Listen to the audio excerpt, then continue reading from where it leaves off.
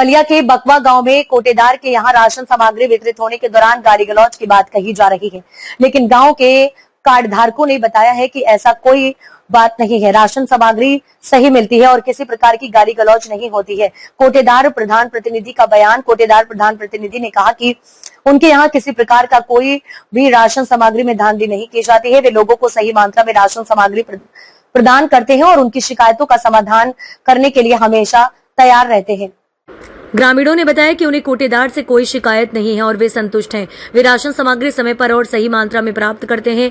कोटेदार प्रतिनिधि ने कहा कि वे अपनी जिम्मेदारी को गंभीरता से लेते हैं और लोगों को सही सेवा प्रदान करने के लिए निरंतर प्रयासरत रहते हैं।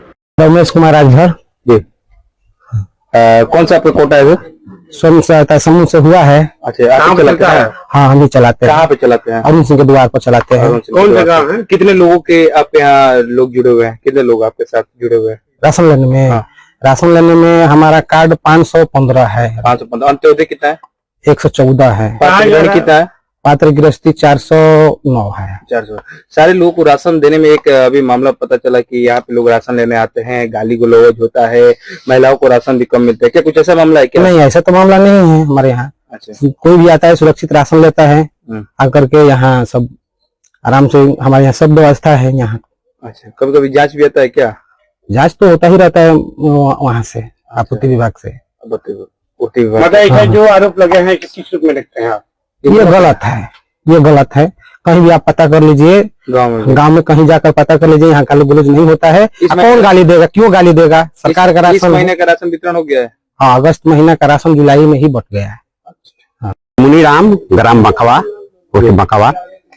जब आप राशन लेने जाते हैं तो क्या आपके यहाँ गाली गलौज भी होता है क्या? 9 महीना से इतना यहाँ सुंदर राशन मिलता है कि कोई लेने वाले क्या कहें। चल कर चारों तरफ पूछ लीजिए, 9 महीना से बहुत बेहतर राशन मिलता है। कोई गाली गलौज गुप्ता कोई नहीं देते हैं। कुछ लोगों का कहना है कि राशन बहुत कम मिलता है। राशन कम भी नहीं मिलता है, राशन सही मिलता है। क्या अरुण सिंह के हाथे में जाते हैं तो क्या कुछ दबंगई होती है आप लोग? कुछ भी नहीं दबंगई होती है वहाँ। कमला देवी।